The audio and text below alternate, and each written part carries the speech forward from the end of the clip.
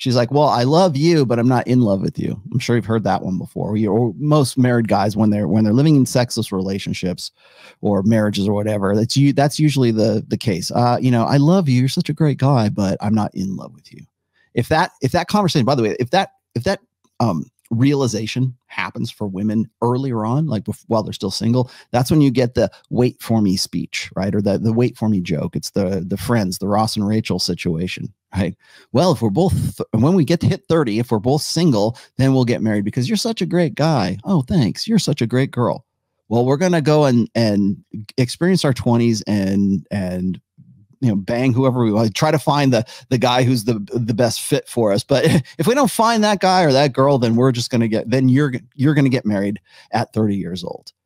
You give a guy that kind of hope, he's going to probably just be like try to wait. He's going to play the long game for like a decade and hope that Rachel is still going to be into him when he hits 30. And hopefully he'll have made partner in the law firm or whatever. What was Ross? Ross was an anthropologist. He dinosaur, you know, doctor by that time. And so he's making money. And that is the most fucked up joke I think I have ever heard, because it essentially belittles, let's just say, men's sexual strategy, and at the same time it maximizes and optimizes women's sexual strategy. Only in the 90s is that a funny joke, because most guys, you know, in prior generations would have said, screw you, you know, I'm going to go do what I'm going to do kind of thing. I can take a hint. I get it when in fact, I would say prior generations, that discussion or that joke wouldn't even have happened, but it happens, or it's funny, or we can understand it. It's relatable because we understand women's innate, I think on some level, their innate sexual strategy, which is alpha fucks, beta bucks. What is this guy? What do you think this guy, where does he fall under? Is she making rules for him, or is she breaking rules for him? You know, she will break rules for guys who rock her world, who she wants to, you know, get off the moment they get in the door. She'll break those rules, literally breaking a very, you know, her vow or marriage vows to do that. But she will still make rules for him if he even refers or talks about like women at work or something like that. I can't remember what he was saying, but you get the picture. Those are the rules. You're not supposed to talk to anybody, blah, blah, blah, blah.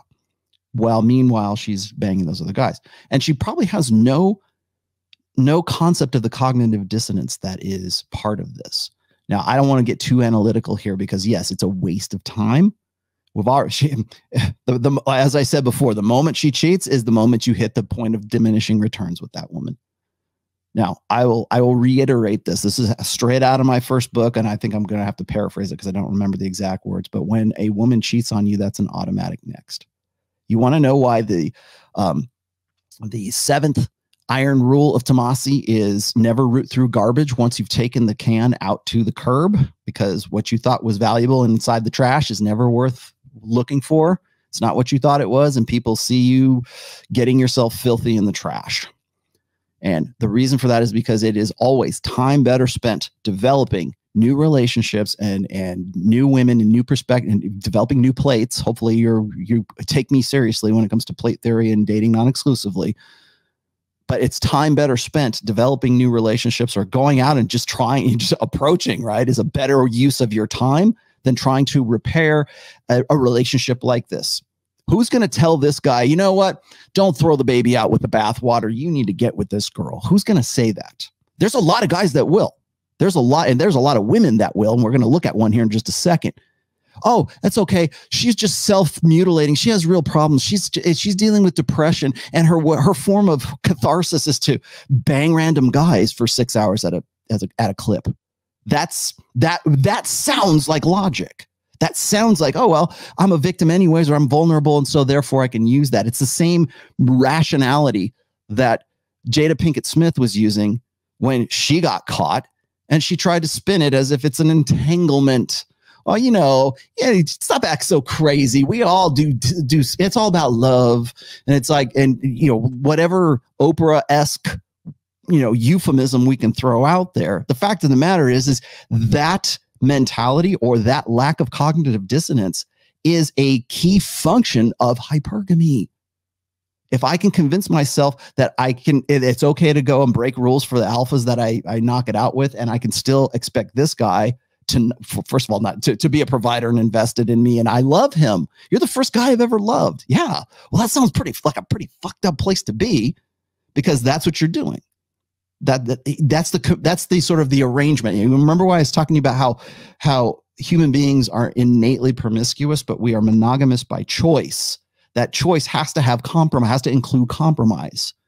Prior to the sexual revolution, prior to hormonal birth control, women will say, well, that's, we were this patriarchal society repressed women's sexuality. Yeah. As a function of that compromise, and also ideally would repress men's sexual interests and men's innate mating strategy as well, because it was not a good thing for you to commit adultery. We used to have. Did you ever read when you were in high school? Did you ever read a book called this? Maybe you don't now, but I remember when I was in high school, you had to read this book called The Scarlet Letter. And if there was an adulteress in, I think it was colonial America, there was an adulteress and she had to wear the scarlet letter as an A on her chest, right? Because she was an adulteress. And I think what the whole book was like how she wasn't, and they were trying to, prove her innocence kind of thing. But it was like this illustration of a society that actually respected the compromise, the legalistic compromise, or the agreement that, okay, if we're going to be in a marriage together, I will, forsaking all others, that's part of the traditional marriage vows, till death do us part, sickness and in health, for richer or for poor, to love, honor, and obey, right? Forsaking all others, that's also part of that as well. That applies to the guy, and it should have applied to the guy and the girl way back in the day. Now we're going to make up our own subjective, vows and go, well, we're going to live our truth. Some new age bullshit vows, right? But the old school, under old school marriage, at least as part of the conventional marriage vows, that was included. So it was a compromise of men's innate mating strategy versus a compromise of women's innate mating strategy. Old order thinking, but probably like 19th, 18th century thinking even. So there was a reason that existed, because we understood women's nature and men's nature in ways that we at least are, if we're not oblivious to, we're just comfortably conveniently ignore.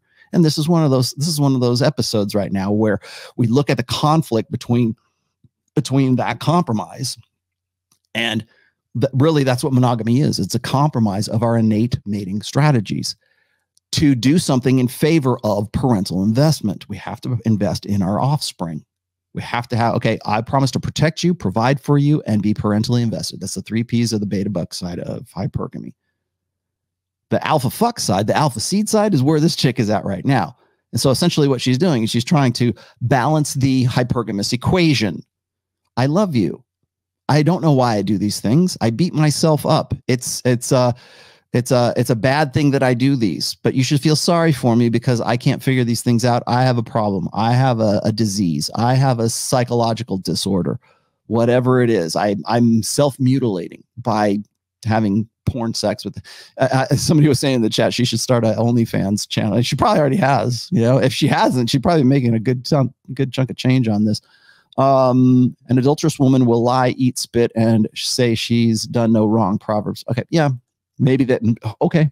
You could probably find similar quotes in the Quran, the Bhagavad Gita, whatever else. But yeah, you're right. It's commonly known, or at least it's better understood, I think,